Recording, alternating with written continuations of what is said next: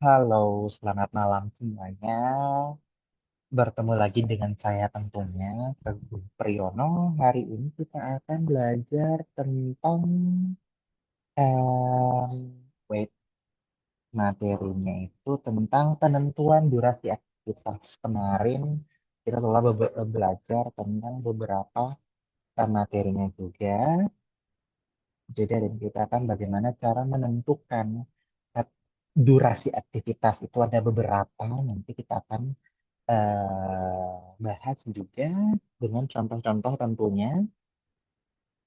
Eh, Selain itu, hari ini saya berharap teman-teman dalam keadaan yang sehat walafiat menonton atau melihat video ini. Oke.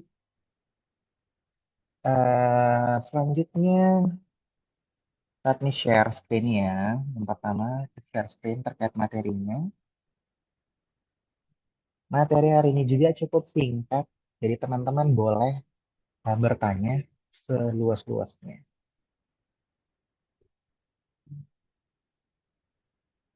Oke, saya share screen. Baik, oke. Hari ini kita belajar tentang penentuan durasi aktivitas. Jadi mungkin teman-teman yang masih kuliah, terus yang masih fresh graduate, nggak tahu nih misalnya gimana sih menentukan durasi itu lebih awal. Nah, caranya gimana? Talk about it. Nah, di sini nanti aku akan bagikan beberapa metode-metode khusus ya, dan beberapa tips-tips tentunya. Jadi yang available untuk teman-teman. Jadi kita belajar apa hari ini? Yang pertama adalah durasi aktivitas dan produktivitas kerja. Yang kemudian dilanjutkan dengan perkiraan ahli atau expert judgment, perkiraan parametrik atau estimating, panduan-panduan biaya atau cost guidance atau biasanya kita petunjuknya beracuan pada AHST, kemudian adalah perkiraan padanan atau analogous estimating. Dan nanti kita akan bahas satu persatu tentu. Oke, let's first. Yang pertama akan kita bahas adalah durasi aktivitas. Apa sih durasi aktivitas? Durasi aktivitas adalah bagaimana melakukan suatu aktivitas, tas-tas perbagian-bagian itu dalam waktu yang singkatnya. Durasinya berapa sih per bagian? Itu yang dimaksudkan durasi aktivitas. Jadi setelah kita menentukan nama dan urutan aktivitas, atribut berikutnya yang paling penting membuat jadwal adalah durasi aktivitas. Jadi durasi adalah waktu yang dibutuhkan untuk menyelesaikan satu aktivitas secara terus-menerus. Mengapa durasi penting? Jika nama dan urutan aktivitas cenderung lebih pasti, durasi aktivitas justru lebih bervariasi. Hal ini dipengaruhi oleh dua faktor utama. Yang pertama adalah kuantitas kerja. Lamanya suatu pekerjaan itu tergantung dari kuantitas atau jumlah pekerjaannya, atau banyak kuantitinya, atau volumenya. Jadi semakin banyak pekerjaan yang harus dilakukan, semakin lama waktu yang dibutuhkan untuk menyelesaikannya. Itu inline atau sejalan atau berbanding lurus. Kita bisa menghitung perkiraan durasi dengan membagi jumlah pekerjaan dengan produktivitas kelompok. Selanjutnya adalah produktivitas kelompok. Jadi, eh, produktivitas adalah seberapa cepat atau efisien suatu kelompok populasi kerja atau scope, skill, tukang, atau arahan mandornya untuk menyelesaikan suatu satu pekerjaan. Semakin tinggi produktivitasnya atau semakin banyak anggota kelompok, semakin singkat waktu yang dibutuhkan untuk menyelesaikan suatu aktivitas. Ini adalah key atau kunci bahwa untuk menyelesaikan atau mempercepat jadwal adalah produktivitas. Itu bisa dilihat dari skill, kemampuan, atau tinggi kemampuan sebuah individual pekerja atau jumlah pekerja yang dibutuhkan dalam satu-satu pekerjaan.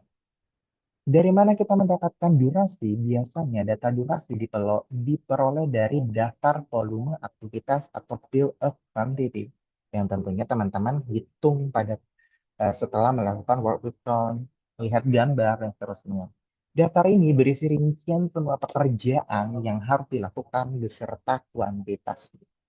Jadi, durasi aktivitas dan produktivitas penjelasannya demikian. Jadi, mulai dari bagaimana kita menentukan durasi, apa itu durasi, bagaimana kita menjabarkannya, kenapa itu penting, dan bagaimana cara mengukurnya. Tentunya itu semua tersaji dalam biasanya dalam atau tertuang lebih detail itu dalam RAB.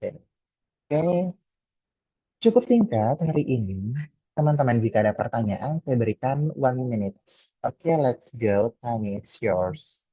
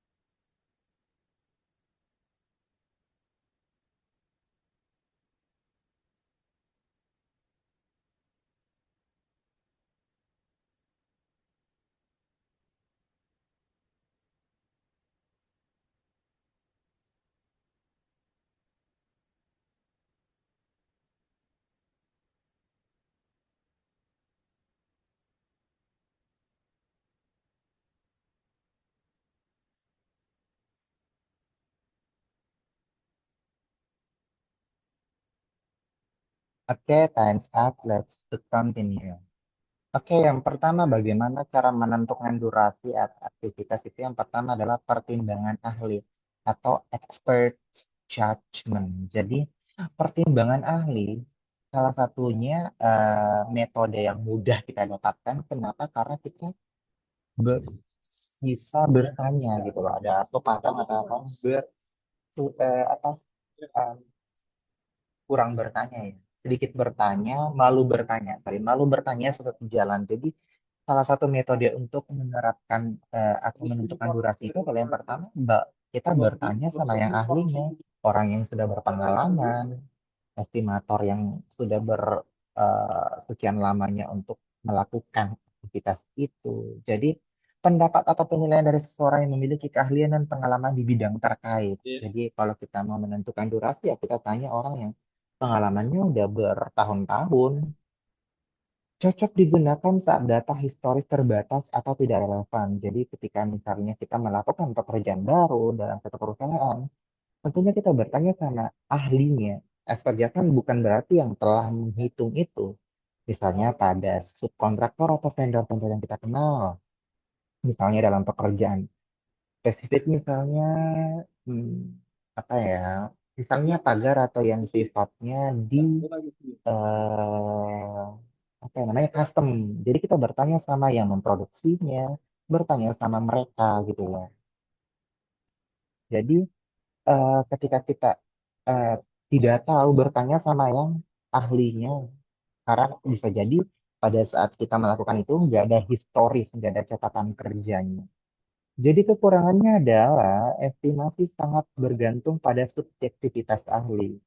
Jadi kekurangannya karena tergantung dalam satu kontraktor ataupun vendor yang memang ahli di situ gitu loh. Ketika kita memang menggunakan dia, akhirnya kita bisa memprediksi bahwa dialah yang akan bekerja pada proyek kita. Seperti itu. Durasi atau produktivitas suatu aktivitas dapat diperoleh dari seorang tenaga ahli atau sebuah tim proyek yang memiliki banyak pengalaman mengamati dan mendata aktivitas atau yang benar-benar sudah expert dalam hal itu. Jadi contohnya pekerjaan baja misalnya. Kita jelaskan lebih lanjut. Jadi cara ini sering disebut sebagai pendekatan top to down. Top down karena perkiraan dilakukan secara menyeluruh tanpa rincian yang terlalu mendalam. Misalnya, untuk menentukan durasi penataan sebuah gudang, seorang tenaga ahli dapat memperkirakan waktunya setelah mengamati luas dan kondisi barang-barang yang ada di dalamnya. Misalnya, ahli tersebut memperkirakan bahwa penataan gudang akan memakan waktu sekitar 8 jam hari kerja, atau misalnya which is adalah 1 hari ya. seperti itu. Jadi expert judgment itu seperti ini. Terus apa saja keunggulan? Yang pertama adalah tentunya cepat dan praktis. Tidak ada perhitungan ironis, bisa bertanya, which is susahnya adalah relasi, gitu. Teman-teman bertanya, atau ketika ada relasinya, atau ada yang memang ahli di bidangnya, itu susahnya itu. Selanjutnya adalah meliputi aspek yang lebih luas. Jadi tenaga ahli dapat mempertimbangkan faktor-faktor yang sulit diukur secara kuantitatif, seperti pengalaman, intuisi, dan pengetahuan tentang proyek. Karena mereka berpengalaman dalam hal itu, kita bisa lebih luas nih aspeknya, tahu nih sampai mana, sampai dalam apa ilmu para expert seperti itu. Selanjutnya adalah mengenali resiko. Jadi karena mereka udah ahli, mereka ada pertimbangan beberapa resiko-resiko yang muncul. Karena memang sudah melewati itu secara pengalaman dan seterusnya. Apa sih yang menjadi kekurangan? Yang pertama adalah subjektif. Hasil estimasi sangat bergantung pada pengetahuan dan pengalaman individu atau tim ahli. Namun ini bisa diatasi dengan bertanya ke beberapa apa namanya expert yang serupa, tapi dengan waktu yang berbeda. Kita boleh mengambil jalan tengahnya atau estimating. Nanti ada parametric estimating juga seperti itu. Selanjutnya adalah kurang akurat. Perkiraannya bisa jadi kurang tepat jika terjadi perubahan kondisi yang tidak terduga. Terutama ketika kita bertanya kepada si A, tapi yang ternyata implementasinya si B atau dari kita gitu loh. Itu pasti kurang akurat karena memang yang mengestimasikan bisa jadi yang pada saat melaksanakan itu orang yang berbeda. Itu metode yang pertama, expert judgment. Masih ada metode-metode berikutnya. Namun sampai sini, jika ada pertanyaan, aku berikan 1 menit. Oke, time is yours. Let's go. Ik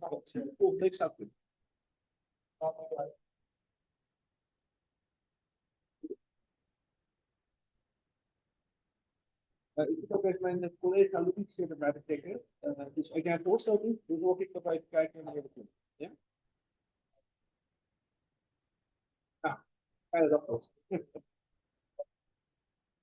Tot nog bij. Doei.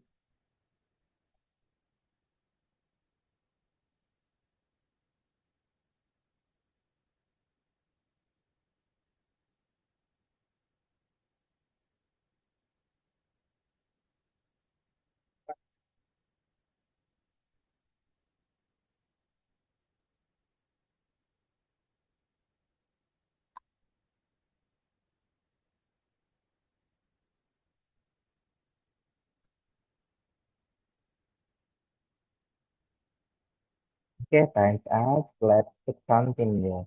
Jadi cara yang kedua adalah perkiraan parametrik atau parametric estimating. Jadi pendekatan ini menggunakan data kuantitatif, data berupa angka untuk memperkirakan durasi suatu aktivitas. Caranya adalah dengan mengamati aktivitas secara detail di lapangan dan mengukur waktu yang dibutuhkan untuk setiap langkahnya.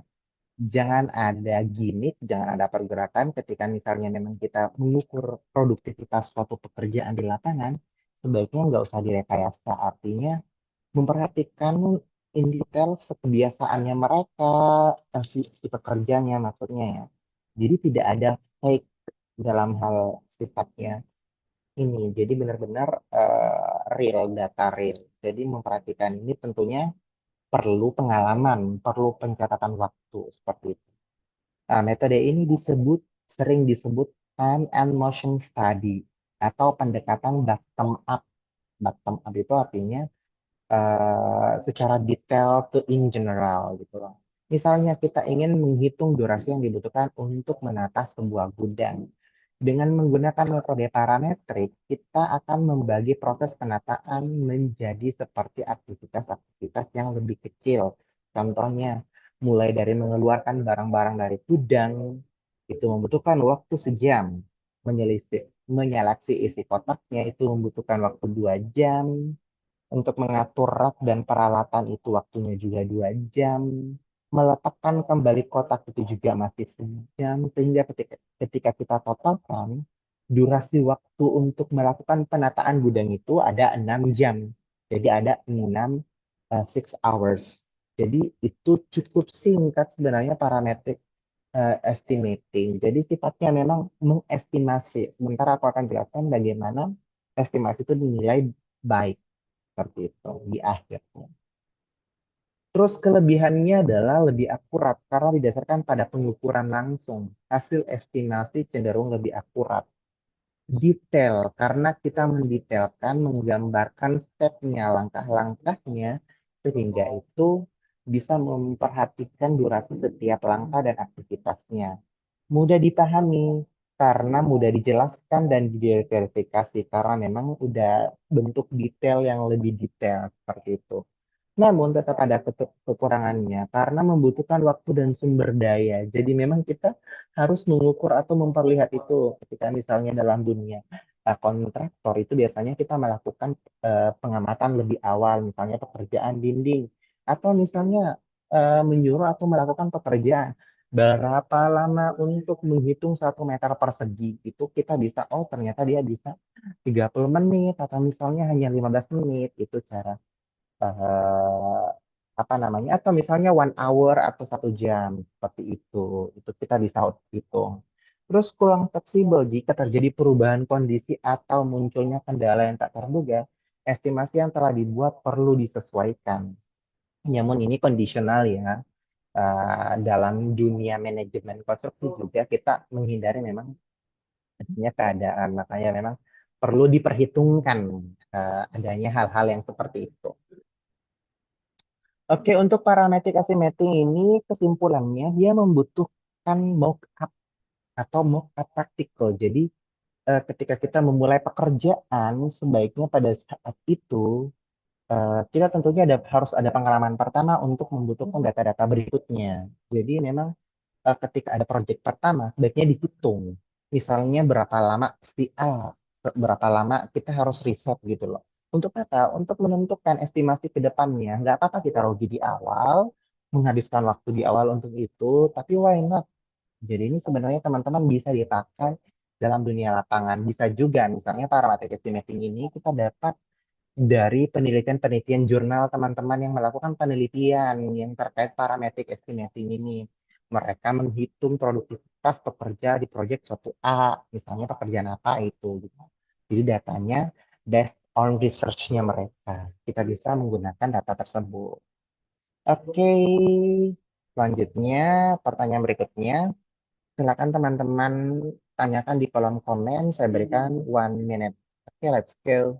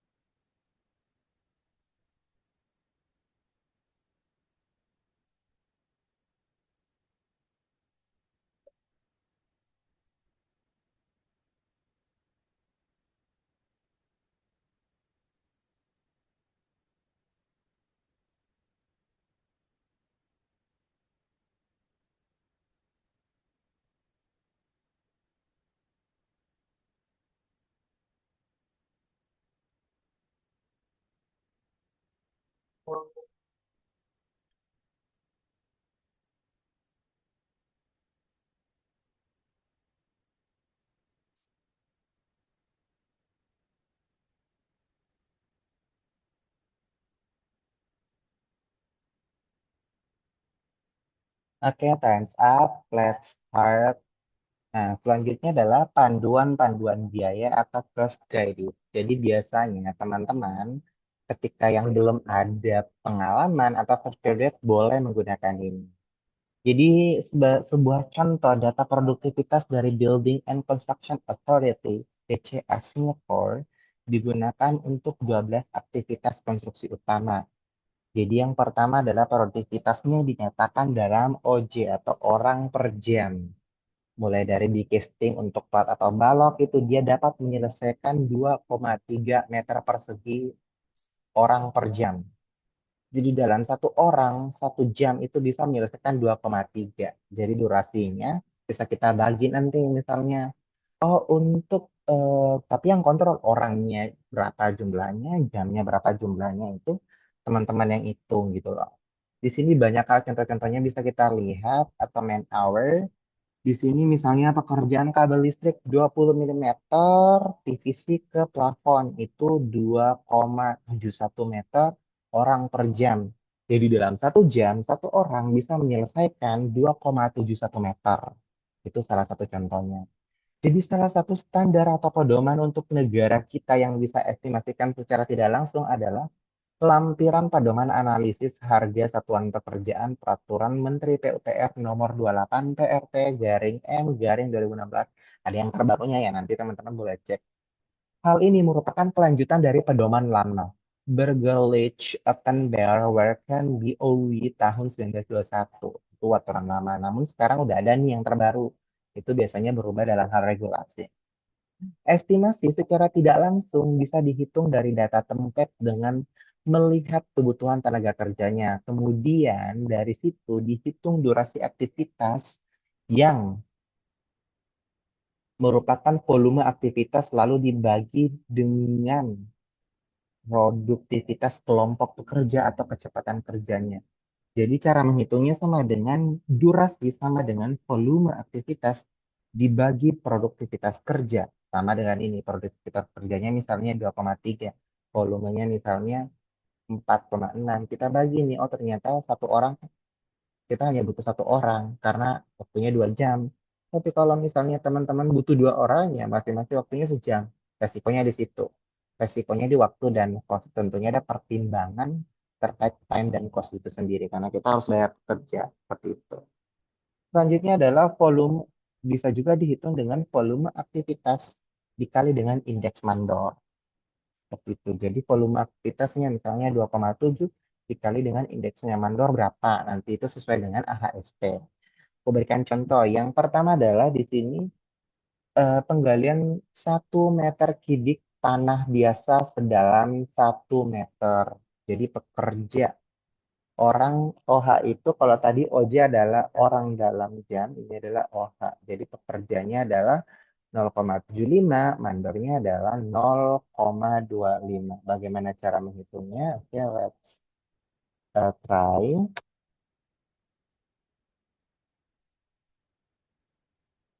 Oke, aku coba dulu ya. Coba aku di sini.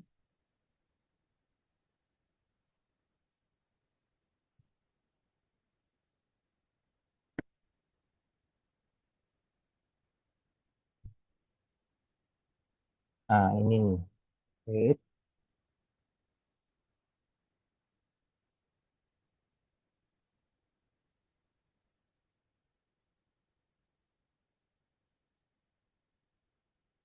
nanti ya.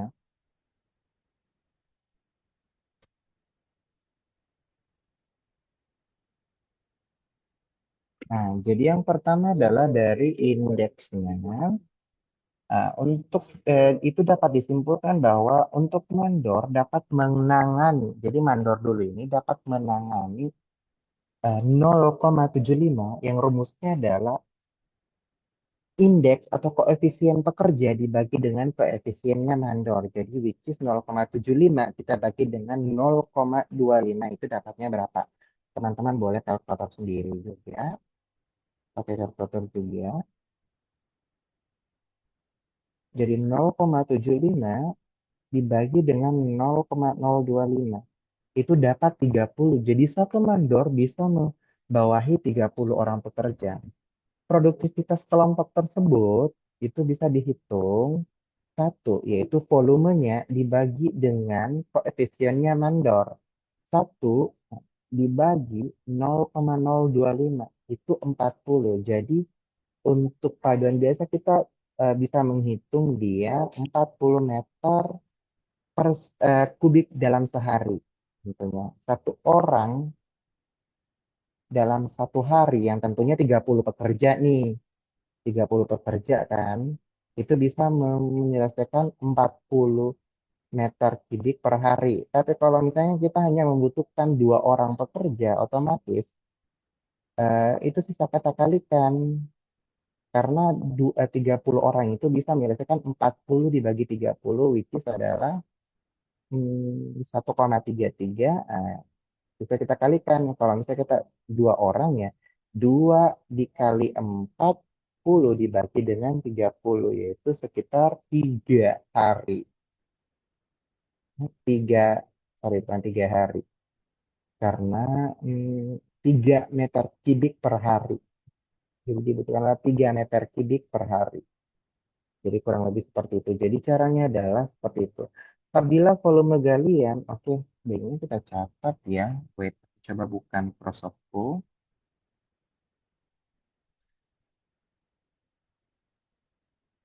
Ingat ya. Tadi pekerja, misalnya pekerja itu 0,075, sorry, 0,75, mandornya itu 0,025. Jadi yang pertama kita hitung adalah satu orang mandor itu membawahi beberapa pekerja. Jumlah pekerja untuk produktivitas ini sama dengan 0,75-nya kita bagi dengan 0,025 itu 30 pekerja. Jadi untuk menyelesaikan 1 meter kubik itu kita butuh 30 pekerja. Nah, sedangkan untuk produktivitas kelompok tersebut, nah, jadi 1 hari 4 30 orang ini bisa menyelesaikan berapa galian? Itu sama dengan 1 dibagi eh, apa namanya koefisiennya mandar, yaitu 40 meter pangkat 3 per hari. Jadi kalau misalnya kita misalnya 1 minggu nih, 1 minggu itu kan which is full time 7 hari. Nah, 7 hari kan. Misalnya 7 hari itu kita bisa dapat berapa kalau misalnya 5 nih pekerjanya. Nah, sisa kayak gini nih 5 pekerja ya. Atau misalnya 2 pekerja. Biasanya kan minim ya pekerja. Jadi sisa kita kali ini 2 kita kalikan dengan 40 dibagi dengan 30. Jadi 2,667 karena 2 pekerja ini. Sisa habis itu kita kalikan ini dengan 7. Jadi dalam 1 minggu itu bisa selesai 18,67 atau which is ya kita bulatkan menjadi 19 meter pangkat 3 per udah ini udah dalam 1 minggu per minggu. Nah, jadi kalau misalnya teman-teman udah stop pada pekerjaan untuk 2 orang pekerja saja, kita bisa menyelesaikan 19 meter pangkat 3 per minggu. Nah, ternyata galiannya sampai 200-an misalnya. Sama dengan 200 bagi ini nih. Jadi kita butuh 10 minggu untuk menyelesaikannya. Tapi tentunya 2 pekerja. Bagaimana kalau kita meningkatkan pekerjaan? Itu tentunya berdasarkan acuan kerja itu ya. Menentukan pekerjaannya misalnya menjadi 5. Ini bisa selesai dalam 4,28 minggu atau 4 minggu. Atau misalnya 10 nih. Nah, ini bisa selesai 15 hari. Which is 2 minggu 0,14 hari. Ya, which is 15 hari lah. Atau misalnya nggak sampai 1 harian itu selesai. Jadi kayak gitu teman-teman cara menghitungnya. Oke, let's ke berikutnya. Berikutnya adalah contohnya bagaimana membuat 1 meter pangkat 3 atau menghitung produktivitasnya ya. Beton mutu FC24. Nah, kita catat dulu untuk pekerja nih. Ini ya pekerja. Tukang batu, kepala tukang, dan mandor. Kita harus tulis dulu semua. Ini 1,65 enter. 0,275, 0,275, 0,028. Ini boleh diabaikan materialnya ya, karena kita mau menghitung produktivitas. Selanjutnya adalah mandornya 0,083, 0,083. Jadi sama, mulai dari mandor itu mengepalai berapa pekerja misalnya. Nah, sama dengan mandor ini kita bagi dengan, sorry, sama dengan pekerjaan yang kita bagi dengan mandornya. Jadi 18 which is 20 lah ya. 20 pekerja. Kita bulatkan aja menjadi 20 pekerja. Sorry. Pekerja. Sorry. Pekerja. Produktivitasnya tentunya kepala tukang sama sewaktu-waktu ini dibutuhkan, ini boleh ada. Cuman sebenarnya ini bukan suatu keharusan untuk pada saat proses pelaksanaan, tapi pada saat perhitungan biasanya dibutuhkan. Seperti itu. Produktivitasnya kita sisa lagi satu dibagi dengan 0,083. Koefisiennya itu sekitar 12,04 apa namanya? Meter pangkat 3 per hari. Tuh. 12 meter pangkat 3 per hari. Kita copy aja. Untuk memproduksi beton yang tentunya 24 meter pangkat 3. Nah, kalau misalnya kita misalnya ada 5 pekerja saja. Kita copy aja ya. Pekerja. Jadi berapa nih yang dibutuhkan? Nah, jadi sama dengan 5 kita kali dengan produktivitasnya, kita bagi dengan jumlah pekerja ketika produktivitasnya sekian. Yaitu 3. Jadi 3. Sorry, ini kita copy aja. 3. Kalau misalnya bagaimana dalam waktu 1 pekan, kita sisa kalikan dengan 7. Kali dengan 7.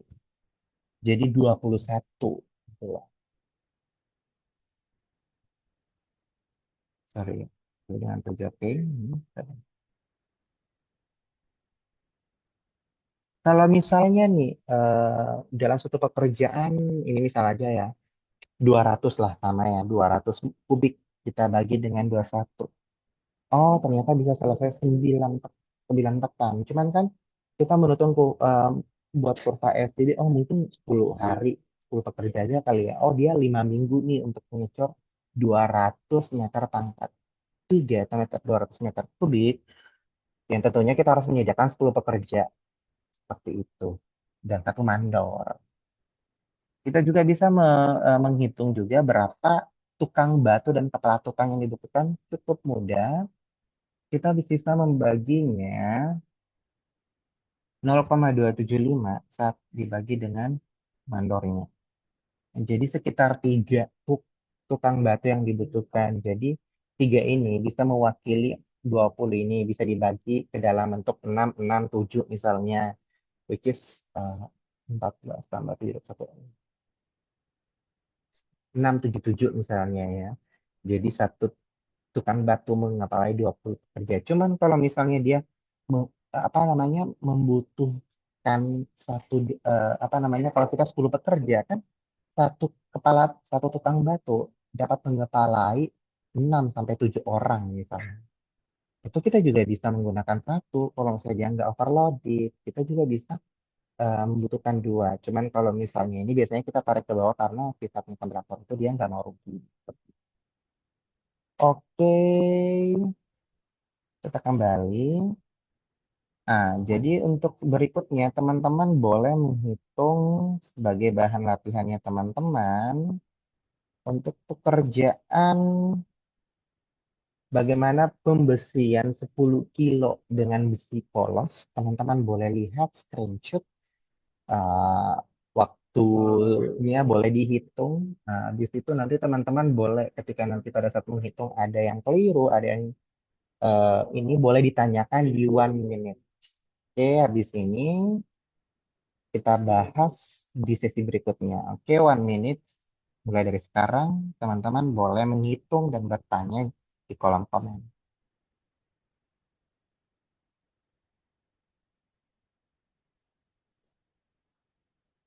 I